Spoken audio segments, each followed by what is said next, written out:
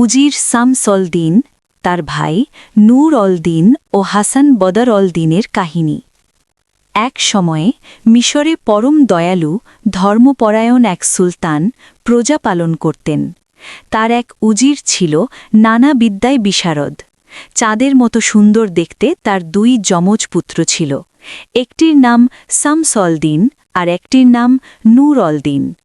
বড়টি ছিল যেমন দেখতে সুন্দর, তেমনি ছিল তার আচার ব্যবহার, এক কথায় রূপ গুণে অসাধারণ।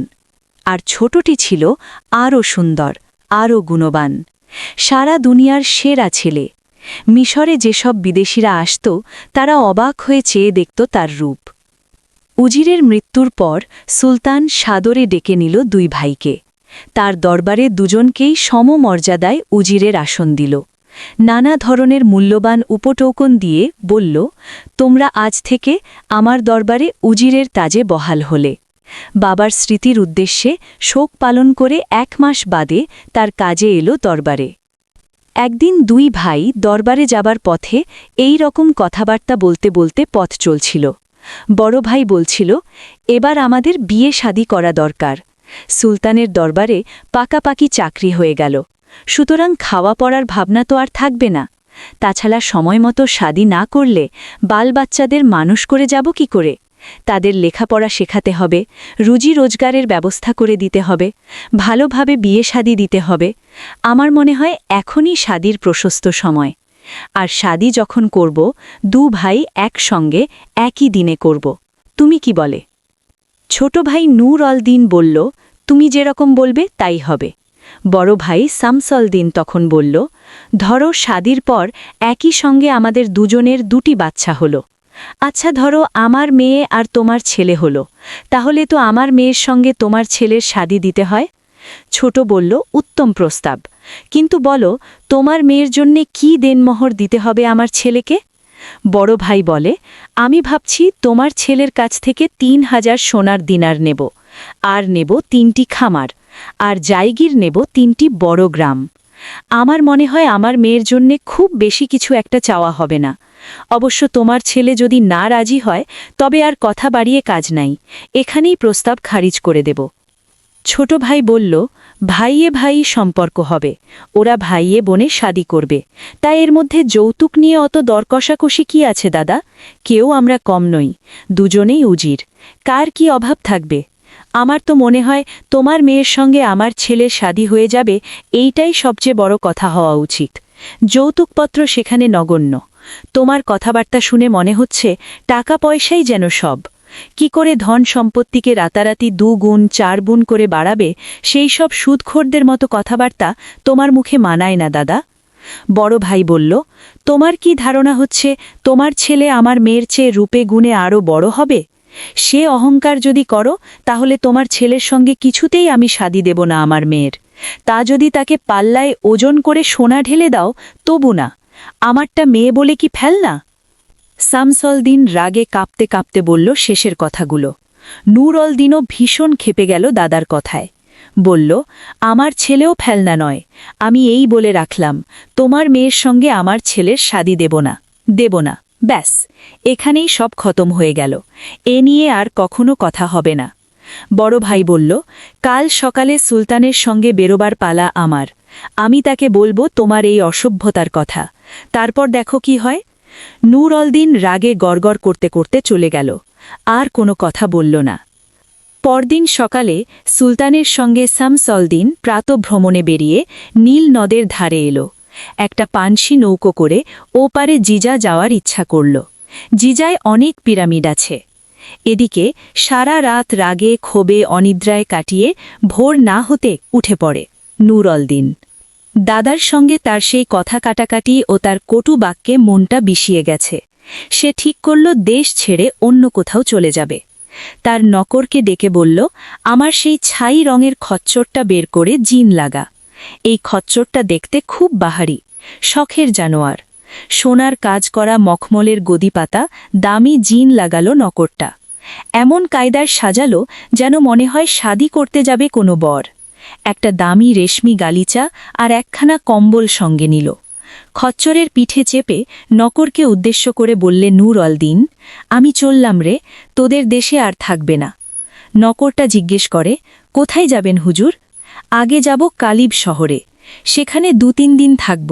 তোদের এই পচা শহরে আমার দম বন্ধ হয়ে আসছে, একটু খোলামেলা আলো হাওয়ায় মনটা সাফা করব সেখানে, তারপর ভাবব কোথায় যাব। তোদের কিন্তু বারবার বারণ করে যাচ্ছি, আমার কোনো খোঁজ খবর করার চেষ্টা করবি না। আমি একটু একা থাকতে চাই। এই হিংসা, কুটিলতা, স্বার্থপরতার নোংরামি থেকে পালিয়ে হাঁপ ছেড়ে বাঁচতে চাই। নূর অল দিন রওয়ানা হয়ে গেল। কায়রো ছাড়িয়ে বুলবে এসে যখন পৌঁছল তখন ঠিক দুপুরবেলা।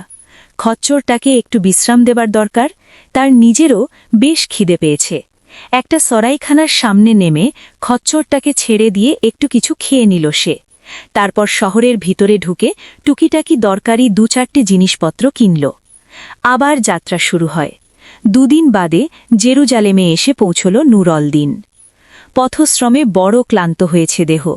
এবার সে গালিচা আর কম্বলটা নামিয়ে খচ্চরটাকে চড়তে পাঠিয়ে দিল। কাছেই একটা খানাপিনা। হাত মুখ ধুয়ে খানাপিনা সেরে গালিচাটা বিছিয়ে শুয়ে পড়ল। ঘুমের ঘোরে স্বপ্ন দেখল দাদাকে। দুজনে ঝগড়া, কথা কাটাকাটি করছে। ঘুম ভাঙতেই মনটা বিষিয়ে গেল। সংসারের নীচতা, হীনতা থেকে সরে থাকবে বলে দেশ, আত্মীয়স্বজন সবাইকে ছেড়ে এসেছে সে। কিন্তু এতদূর এসেও তাকে সেই চিন্তাই হনন করছে এখনো। পরদিন সকালে আবার রওয়ানা হয়ে পড়ে সে। কোথায় যাবে তার কোনো ঠিকানা নাই। যেদিকে 2 চোখ যায় চলে যাবে। সন্ধে হয়ে এলো, এবার থামতে হয়। দেখল আলেপ্পো শহরের কাছে এসে পড়েছে। একটা সরাইখানায় আশ্রয় নিল। জায়গাটা বড় সুন্দর। এখানকার প্রাকৃতিক সৌন্দর্যে মুগ্ধ হয়ে পড়ে নূর অল দিন। বেশ খুশি খুশি মেজাজে ভরে যায় মন। প্রকৃতির মনোরম শোভা দেখতে দেখতে 3টে দিন কেমন করে কেটে যায় খেয়াল করতে পারে না সে। মনের প্রসন্নতা এমনই বস্তু, তার প্রসাদে বিশ্ব সংসার সব সুকুমার সুন্দর মনে হয়। আলেপ্পোর মিঠাই মিষ্টি খুব নামকরা। ছেলেবেলা থেকেই অনেক প্রশংসা শুনে এসেছে সে। মাঝে মাঝে খেয়েছেও। বিদেশিরা এখানে এলে হাঁড়ি ভরে নিয়ে যায় নিজের দেশে। এখানকার সবচেয়ে নামকরা পেস্তার বরফি কিনল খানিকটা। আরও নানা রকম মিঠাই মন্ডা ভরে নিল একটা পাতিলে। আবার পথযাত্রা নিরুদ্দেশের পথে। খুশিতে নেচে উঠেছে তার মন প্রাণ। আজ আর কোনো মোহমায়া নেই তার। সে এক যাযাবর। সমাজ সংসারের দ্বন্দ্ব, কোলাহল, স্বার্থ সংঘাত তাকে বিচলিত করতে পারছে না। উন্মুক্ত আকাশের পাখির মতো ডানা মেলে দিয়েছে সে। যেদিকে যায় যাক না। এ আর এক আনন্দের জগৎ। এ রসের স্বাদ যে পায়নি তাকে কখনো বর্ণনা করে বোঝানো যাবে না। বন্ধনহীন হরিণের মতো ছুটে চলার যে কি আনন্দ তা সংসার সীমাবদ্ধ প্রাণী বুঝবে কি করে। দিনের পর দিন একটানা চলতে চলতে একদিন এসে পৌঁছল সে বসরা শহরে। নূর অল দিন কিন্তু জানে না বসরায় পৌঁছে গেছে সে। চলার পথে প্রতিদিন কত ছোট বড় গ্রাম শহর পেরিয়ে চলেছে, কে মনে রাখে সেসব নাম? আর কী বা দরকার? সে তো আর ভ্রমণ বৃত্তান্ত লেখার মতলব করে পথে বের হয়নি। সে এক পথভোলা পথিক। পথ চলাতেই তার আনন্দ। অন্য কোনো উদ্দেশ্য তার নাই। যা দেখল, যা জানল, তা যে সবই মনে ধরে রাখতে হবে তার কি মানে আছে? যাকে মনে ধরে রাখব বলে অনেক চেষ্টা করা হয়, তাও কখন হারিয়ে তলিয়ে যায় বুঝতে পারা যায় না। একটা সরাইখানায় নামল নূর অল দিন। খানা সাহেবের কাছে জানতে পারল সামনেই যে শহর ওটাই বসরা। নাম অনেক শুনেছে, এই প্রথম প্রত্যক্ষ করবে সে। বিরাট বন্দর। দেশ বিদেশের সওদাগররা আসে এখানে বাণিজ্য করতে। বহু দূর দেশ থেকে প্রতিদিন হাজার হাজার লোক আসে কেনাকাটার জন্যে। খানাপিনা সেরে নূর আল দিন খান সাহেবকে বলল, আপনার একটা লোক দিন আমার সঙ্গে। খচ্চরটা ধরে নিয়ে আমার সঙ্গে সঙ্গে যাবে। আমি পায়ে হেঁটে ঘুরে ঘুরে দেখব শহরটা। ছেলেবেলা থেকে অনেক গল্প কাহিনীতে এই বসরাহর কথা পড়েছি। আজ যখন এসেই পড়েছি, একবার ভালো করে দেখে যাই। পাহাড়ি চড়াই উতরাই পথ।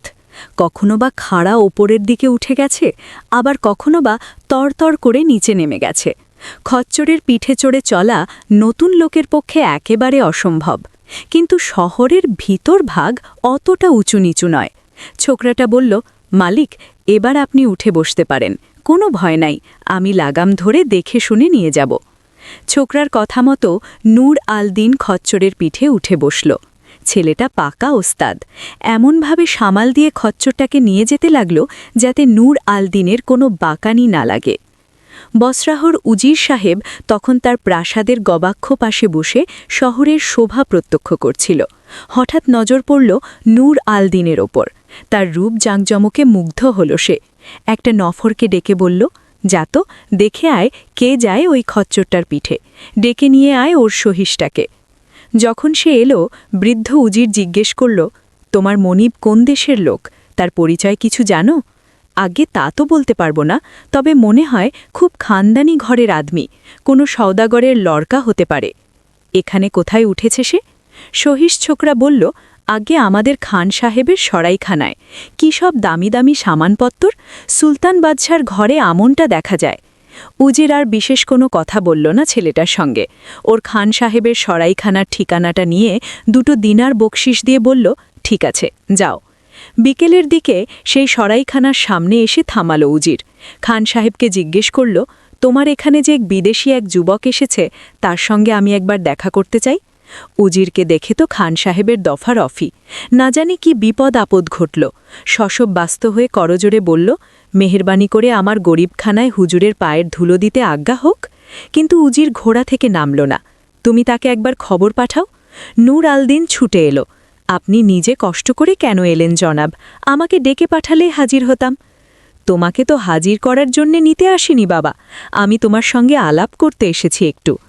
উজিরকে সাদর অভ্যর্থনা করে ঘোড়া থেকে নামিয়ে ভিতরে নিয়ে গেল নূর আল দিন। প্রাথমিক আলাপ পরিচয় হলো খানিকটা। তারপরে উজির বলল, আমাদের এই বাসরাহাতে এসে তুমি এই নগণ্য এক সরাইখানায় পড়ে থাকবে, তা তো হয় না বাবা। চলো, আর এক মুহূর্ত তোমাকে এখানে থাকতে দিতে পারি না আমি। আমার বাড়ি চলো তুমি, তারপর অন্য কথা হবে। নূর আল দিনের কোনো ওজোর আপত্তি টিকল না। দুজনে ঘোড়ার পিঠে চেপে উজিরের বাড়ি এসে পৌঁছল তারা। যথাযোগ্য আদর্শটঞ্জ আপ্যায়ন করে ঘরে নিয়ে গিয়ে বসালে নূর আল দিনকে। বৃদ্ধ উজির এবার প্রশ্ন করে, এবার বলো বাবা, আমাদের এই বাসরাহাতে কেন এসেছ? কোনো কাজে কামে কি? জি না, স্রেফ বেড়াতে।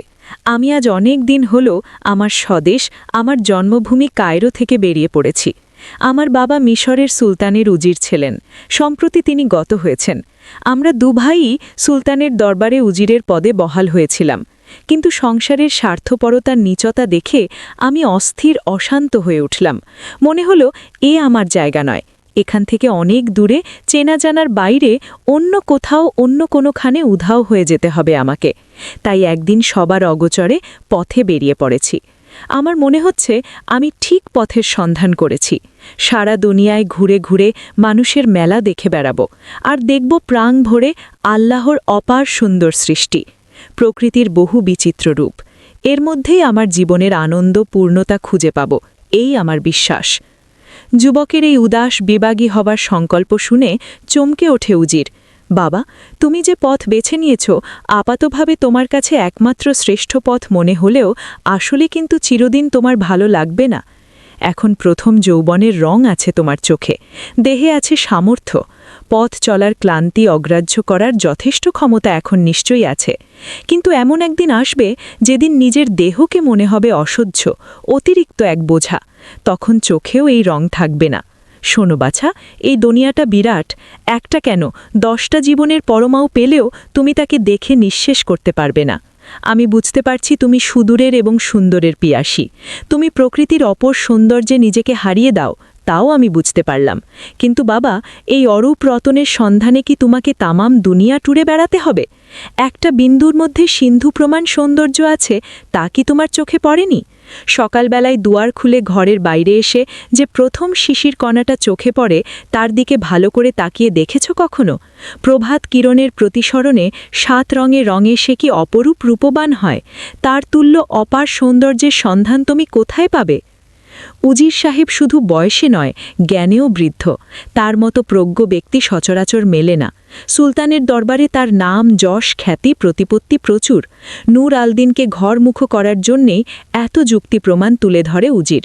মনে বাসনা তার একমাত্র কন্যার সঙ্গে শাদী করিয়ে দিয়ে সুলতানকে ধরে তার দরবারে উজির করে কাছে রাখবে সে। খান সাহেবের সরাইখানা থেকে নূর আল দিনের খচ্চর আর সামানপত্র নিয়ে আসার জন্য নফর পাঠিয়ে দিল উজির। একখানা সুসজ্জিত কক্ষে থাকার ব্যবস্থা করল তার। উজিরের কাছে প্রতিদিন বহু গণ্যমান্য ব্যক্তি আসে, তাদের সঙ্গে আলাপ পরিচয় করিয়ে দিতে লাগল তার। এইভাবে বেশ কয়দিন কাটে।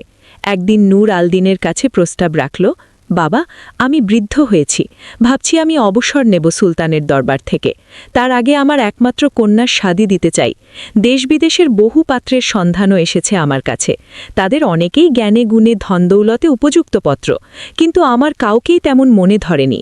নিজের মেয়ের রূপগুণের ব্যাখ্যান করতে চাই না, তা করাও ভালো দেখায় না, কিন্তু লোকে বলে আমার মেয়ের মতো রূপ যৌবন নাকি সারা দেশে নাই।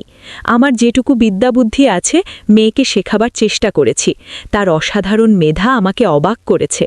তোমাকে দেখে বাবা আমি মুগ্ধ হয়েছি। রূপ যৌবন তোমার অসাধারণ, কিন্তু তার চেয়েও বড় তোমার জ্ঞান গরিমা। আমি এই রকম পত্রই খুঁজে বেড়াচ্ছিলাম। তোমার যদি অমত না হয় তবে আমার কন্যাকে গ্রহণ করো বাবা, আমি খুব সুখী হব। তুমি তোমার দেশে ফিরতে চাও না, যেও না। আমি সুলতানকে বলে তোমাকে তার দরবারে উজিরে বহাল করে দেব। তোমাকে পেলে আমার অভাব পূরণ হবে সুলতানের। আমি দরবার থেকে অবসর নেব। এই বুড়ো বয়সে খাটতে আর ভালো লাগে না। শেষ কটা দিন আল্লাহর নামগান করে কাটাবো এই ইচ্ছে। সলজ্জভাবে মাথা নত করে বসে থাকে নূর আল দিন, কোনো কথা বলে না, বলতে লজ্জা করে। একটু পরে মৃদু কণ্ঠে বলে, আপনি যা বলবেন তাই হবে জনাব। উজিরের আনন্দ আর ধরে না। সাজো সাজো রব পড়ে গেল বাহির অন্দরমহলে। আলোর মালায় সাজানো হলো সারা প্রাসাদ। প্রশস্ত প্রাসাদ কক্ষে অভ্যাগত আমিরদের বসার ব্যবস্থা করা হলো। সুগন্ধি আতরের খুশবুতে মোমন্দির হয়ে উঠল সারা বাড়ি। খানাপিনার সে কি এলাহি আয়োজন! একে একে অভ্যাগতরা আসতে লাগল। উজিরের ব্যক্তিগত বন্ধুবান্ধব, সুলতানের পারিষদ ভিন্দ, শহরের গণ্যমান্য সওদাগর প্রভৃতি আরও বহু মাননীয় ব্যক্তির সমাগমে সরগরম হয়ে উঠল প্রাসাদ কক্ষ। সবারই সঙ্গে পরিচয় করিয়ে দিল নূর আল দিনের। সবাই এক বাক্যে তারিফ করতে লাগল উজিরের পাত্র নির্বাচনের। উপস্থিত অভ্যাগতরা খুব আমোদ আহ্লাদ করে খানাপিনা করল। দামি দামি শরাব, শামি কাবাব, শাহী কোফতা, মোগলাই বিরিয়ানি, আলেপ্পুর মিঠাই, ইরানি হালুয়া, আপেল, আঙুর, বেদানা, পেস্তা বাদাম, আখরোট, আলু বখরা আরও হরেক রকম মুখরোচর খানাপিনা খুব তৃপ্তি করে খেল সবাই। আতর গোলাপের খুশবুতে মেতে উঠল সকলে। সবশেষে গোলাপ জল ছিটানো প্রচলিত প্রথা। এরপর আর কেউ সেখানে থাকে না, যে যার মতো বিদায় নেয়। সবাই চলে গেলে উজির নফরদের হুকুম করল, নূর আল দিনকে হামামে নিয়ে যাও। শাদীর সময় এও এক প্রচলিত নিয়ম। হুবু জামাতাকে হামামে নিয়ে গিয়ে মূল্যবান আতর দেওয়া জলে গোসল করাতে হয়। কন্যার পিতা তার সবচেয়ে সেরা পোশাক নিয়ে দাঁড়াবে। সেই পোশাক পরে বাইরে আসবে বর। তার জন্য অপেক্ষামান বহু রত্নখচিত সবচেয়ে দামি খচ্চরের পিঠে চেপে শহর পরিক্রমায় বেরোবে। এসবই চিরাচরিত প্রথা। রাস্তার দুধারে কাতারে কাতারে লোক জড়ো হতে লাগল। উজিরের হবু জামাই শাদীর সাজে শহর পথে ঘুরবে। পদঘাট আলোর মালায় তরুণ দ্বারে সাজানো হয়েছে। নূর আল দিনের রূপ আর তার সাজের বাহার দেখে মনে হল আসমানের চাঁদ বুঝে মাটিতে নেমে এসেছে।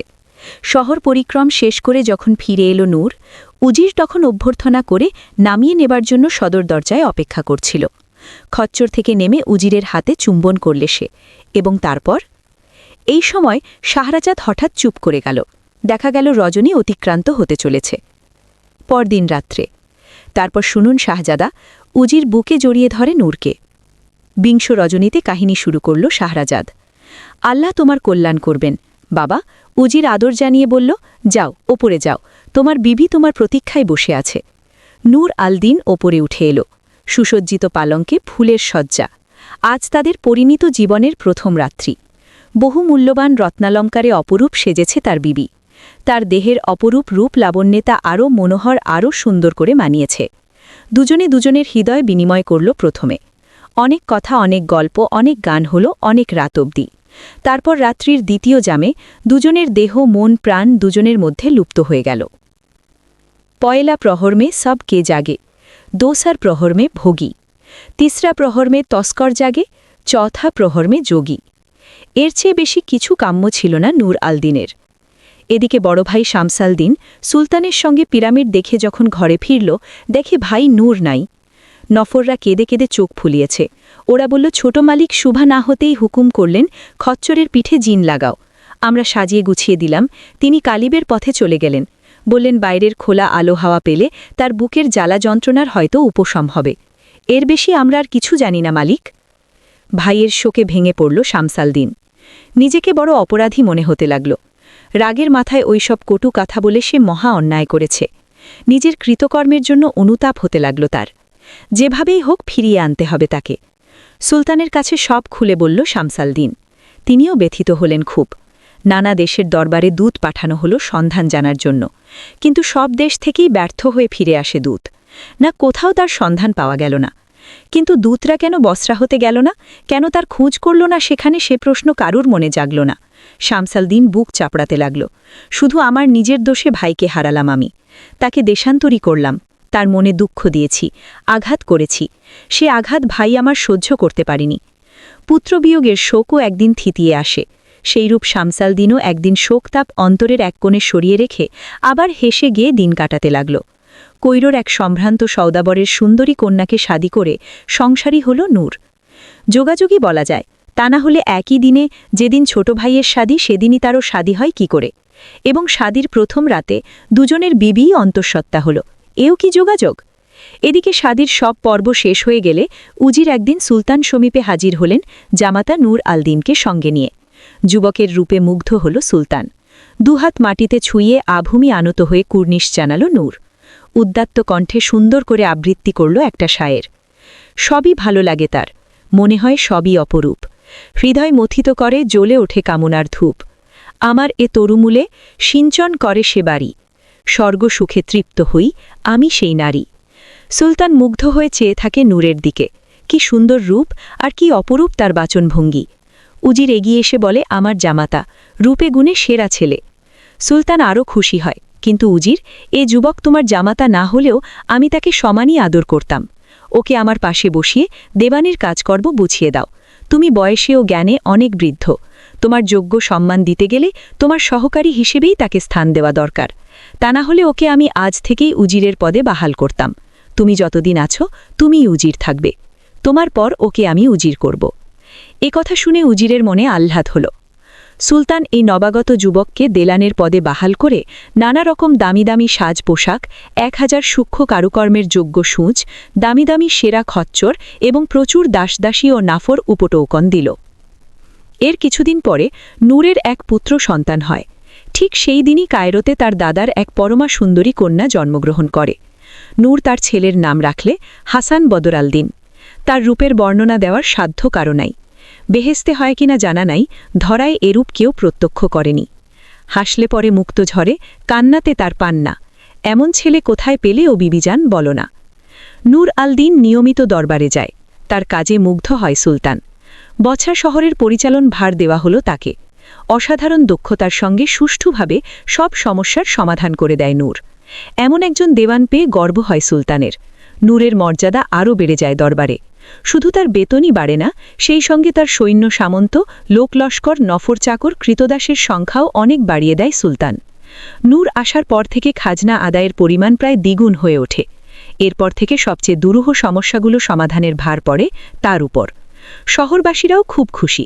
নূর আসার পর সাধারণ মানুষের সুবিধার জন্য রাস্তাঘাট সংস্কার করা হয়, জলসরবরাহ, নতুন নতুন বাসগৃহ নির্মাণ অনেক বেড়ে যায়। আরও বেশি লোকের রুজি রোজগারের জন্য ক্ষেত খামার, জাহাজ নির্মাণ, বাঁধ, সড়ক তৈরি করে দেয় সে। হাসানের বয়স যখন 4 বছর, সেই সময় উজির দেহ রক্ষা করে। যথাযোগ্য মর্যাদায় তার শোক পালন করে নূর। এবার সে দরবারে উজিরের আসন পায়। হাসানের লেখাপড়া শিক্ষাদীক্ষার দিকে প্রখর দৃষ্টি দিতে থাকে নূর। মাদ্রাসার প্রধান মৌলবীকে শিক্ষক নিযুক্ত করে। বৃদ্ধ মৌলবী প্রতিদিন এসে হাসানকে পড়াতে লাগল। দিনে দিনে বড় হতে থাকে হাসান। ধর্ম, সাহিত্য, দর্শন, শিল্পকলায় সেরা ছাত্র হয়ে ওঠে হাসান। হাসানের বুদ্ধির প্রশংসায় পঞ্চমুখ মৌলবী সাহেব। গর্বে বুক ফুলে ওঠে নূরের। মনে হয় বংশের মর্যাদা রক্ষা করতে পারবে সে। হাসানের বয়স যখন 15, তখন মৌলবী সাহেব বললেন, সারা জীবন ধরে যে বিদ্যা আহরণ করেছি তার সবই তোমার পুত্র শিখে নিয়েছে মাত্র এই 12 বছরে। আমার আর কিছু শেখাবার নাই বাবা। নূর খুশি হয়ে মূল্যবান সাজ পোশাক, 1000 সোনার মোহর এবং সবচেয়ে সেরা একটা খচ্চর উপহার দিল মৌলবীকে। হাসানকে সঙ্গে নিয়ে সুলতানের দরবারে যাওয়ার পথে হাজার হাজার নারী পুরুষ হাসানের রূপের হাট অবাক হয়ে চেয়ে চেয়ে দেখল আর বলল, বাপের বেটা, এই প্রথম সে ঘর ছেড়ে শহরের পথে বেরিয়েছে। এতদিন ছেলেকে প্রাসাদের বাইরে কোনোদিন যেতে দেয়নি নূর। হাসানকে দেখে সুলতান বিস্মিত হয়। একদিন সে নূরকে দেখে বলেছিল, এতে রূপ ধরায় হয় না। কিন্তু আজ তার ছেলের রূপ দেখে মুখে কোনো ভাষা জোগাল না, শুধু মুগ্ধ নয়নে হতবাক হয়ে চেয়ে রইল তার মুখের দিকে। একটুক্ষণ পরে শুধু বলতে পারল, তোমার মতো নসিব আমার যদি হতো উজির। প্রথম দর্শনেই তোমার ছেলের প্রেমে পড়ে গেলাম, আর তো ওকে না দেখে থাকতে পারবো না। রোজ তুমি ওকে সঙ্গে করে নিয়ে আসবে, আমার হুকুম, বুঝলে উজির? নূর আর কি বলবে, জো হুকুম জাহাপনা। প্রতিদিন হাসান বাবার সঙ্গে দরবারে যায়। সুলতান আদর করে সারাক্ষণ তার পাশে বসিয়ে রাখে। এই ধাপে সুলতানের সঙ্গে তার গভীর সখ্যতা গড়ে ওঠে। শুধু সুলতানের নয়, সারা দরবারের আমির ওমরাহ সবারই পরম প্রিয় পাত্র হয়ে পড়ে সে। এইভাবে সুখে সমুদ্রে সাঁতার কেটে দিন গড়িয়ে চলছিল। হঠাৎ একদিন নূর আলদিন অসুখে পড়ল, কঠিন অসুখ। অনেক বড় বড় হেকিম ডাকা হলো, অনেক দাওয়াই দিল তারা, কিন্তু কিছুতেই কিছু হলো না। শেষে হেকিমরা জবাব দিয়ে গেল, তাদের বিদ্যায় আর কিছু করার নাই, এবার আল্লাহ ভরসা। পুত্র হাসানকে কাছে ডেকে নূর বলল, বাবা, আমার ডাক এসেছে, যেতে হবে। তোমরা অবশ্য প্রাণপণে চেষ্টা করলে যদি আরও কিছু কাল ধরে রাখা যায়, কিন্তু তা হয় না। আমি যে কদিনের জন্য তার কাছ থেকে ছুটি করে এসেছিলাম তোমাদের এই হাসি খেলায়, তা আমার ফুরিয়ে এলো, এবার যেতে হবে। আমরা মায়াবদ্ধ প্রাণী, এ সংসারে এসে ভাবি এই আমাদের চিরকালের আবাসস্থল। কিন্তু তা তো একদম ভুল বাবজান। পথ চলতে চলতে সরাইখানায় যেমন 2 দিন কাটিয়ে যাই, এও তো তেমনি। আসল ঠিকানায় তো সবাইকে একদিন পৌঁছতে হবে। সেখানে পৌঁছে গেলে আর কোনো দুঃখতাপ কিছুই থাকে না। শোকতাপ, দুঃখ, দুর্দশা যা পাওয়ার তা এই সংসারেই পাবে। তার কাছে পৌঁছতে পারলে খালি সুখ আর সুখ। নূর আলদিন চুপ করল। একটানা অনেক কথা বলে ফেলেছে, দুর্বল শরীরে হাঁপ ধরে যায়। একটু পরে আবার বলল, বাবা, আমার যা করার ছিল সবই প্রায় নিখুঁতভাবে আমি সমাধা করেছি, শুধু একটি কাজ বাকি রয়ে গেল। তোমাকে তার ভার দিয়ে যাচ্ছি, তুমি আমার হয়ে সেটুকু করে নিও। খুব ভালো করে মন দিয়ে শোনো। কায়রোতে আমার বড় ভাই শামস আলদিন সেখানকার সুলতানের উজির, আমিও সেখানকার আরেক উজির ছিলাম। কিন্তু তুচ্ছ একটা কারণে দাদার সঙ্গে আমার একদিন কলহ বাঁধে। আমি রাগ করে দেশ ত্যাগ করে এই বসরা হতে চলে আসি। নূর একটু দম নেবার জন্য থামল। হাসানকে বলল, কাগজ কলম নিয়ে এসো। হাসান একটা সোনার দোয়াত কলম আর তুলেটি কাগজ নিয়ে এসে বসল। নূর যা বলে গেল হুবহু লিখে নিল হাসান। বসরা হতে কবে সে এসেছিল, কবে তার শাদী হয়েছিল, সুলতানের দরবারে উজিরের পদ, হাসানের জন্ম প্রভৃতি উল্লেখযোগ্য ঘটনাবলী সন তারিখ সহ বিস্তারিত বিবরণ লিখে নিল সে। তারপর নূর বলতে লাগল তার বংশ পরিচয়, তার বাবার তরফ আর মায়ের তরফ, তাদের শাখা প্রশাখা, যে যেখানে থাকে সব ঠিকানাপত্র। তারপর বলল, ভালো করে কাগজখানা রেখে দিও, সময়ে কাজে দেবে। আমার মৃত্যুর পর তুমি তোমার স্বদেশ কয়রতে যেও একবার। আমার বড় ভাই, তোমার চাচা, ওখানকার উজির, তার সঙ্গে দেখা করে বলবে, এই জীবনে আর তার সঙ্গে দেখা হলো না আমার, আমাকে যেন মাফ করে সে। নূর আলদিনের গাল বেয়ে 2 ফোঁটা অশ্রু গড়িয়ে পড়ে। কাগজখানা পড়ে শোনায় হাসান। নূর ঘাড় নেড়ে জানালো, ঠিক আছে। বাবার মোহর এঁকে দিল কাগজটার ওপর। তারপর ভাঁজ করে একখানা মোম করা কাপড়ে জড়িয়ে বাঁধল। এইভাবে রাখলে নষ্ট হবে না সহজে, বাইরের স্যাঁতস্যাঁতে হাওয়া ঢুকতে পারবে না।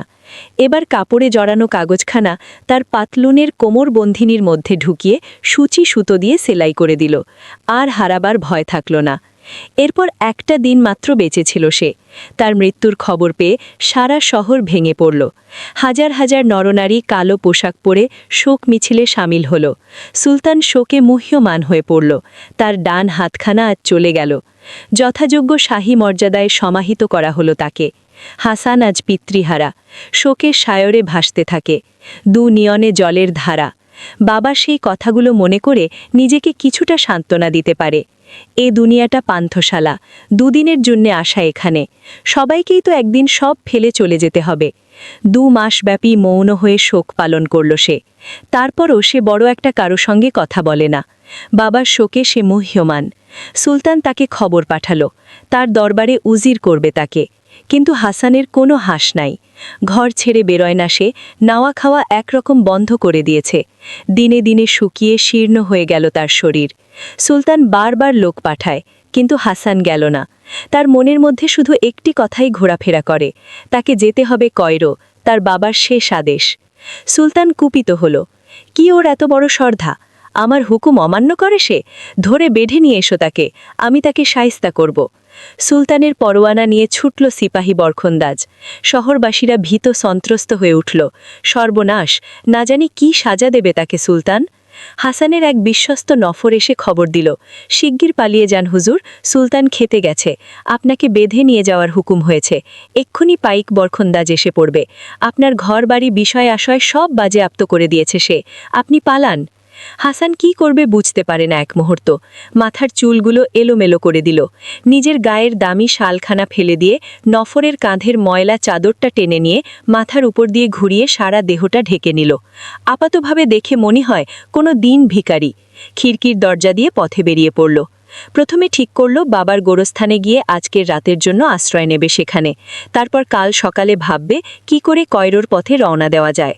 বাবার কবরের পাশে বসে ভাবছে, এমন সময় সেখানে এলো এক জু, বসরাহর নাম করা ধনী সওদাগর। এক অদ্ভুত হাসিতে নেচে উঠল তার চোখ। হুজুর এখানে? আহা, কি দশা হয়েছে আপনার, একেবারে চেনা যায় না। তা সবই ভাগ্যের খেলা। আজ যে উজির, কাল সে ফকির, এই তো মালিকের খেলা। হাসান সত্য গোপন করে বানিয়ে বলল, আজ দুপুরে আমি স্বপ্ন দেখেছি বাবা বলছেন আমার কবরের পাশে যাস, তোকে একটা কথা বলবো, তাই এসে বসে আছি এখানে। জু বলল, আপনার বাবা বড় সজ্জন ছিলেন, আমাকে খুব স্নেহ করতেন। অনেক দিন ধরে আপনাকে একটা ব্যবসার কথা বলবো করেও বলার সময় সুযোগ পাইনি। আপনি তো জানেন আপনার বাবার বড় জাহাজের কারবার আছে। আপনার বাবার কাছ থেকে একখানা জাহাজ কিনব, এরকম একটা কথাবার্তা আমার হয়েছিল এক সময়, কিন্তু তারপরই তিনি অসুখে পড়লেন। ব্যাপারটা ওখানেই থেমে গেল।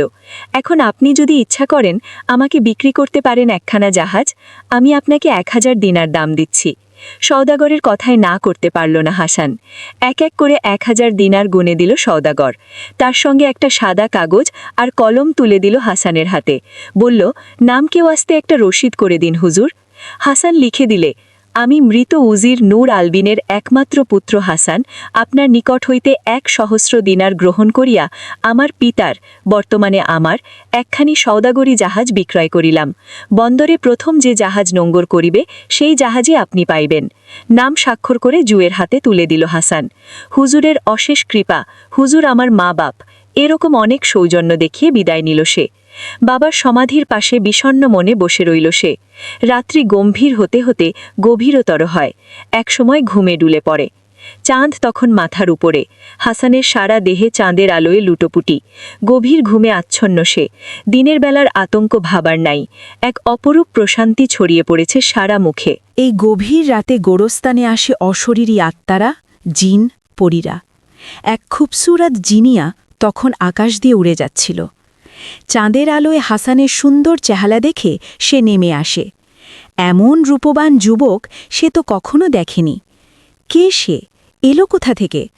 আল্লাহ তাকে কি দিয়ে গড়েছেন? প্রথম দর্শনেই ভালোবেসে ফেলে সে। জিনিয়া ভাবে, গায়ের রং তার কালো হলে কি হয়?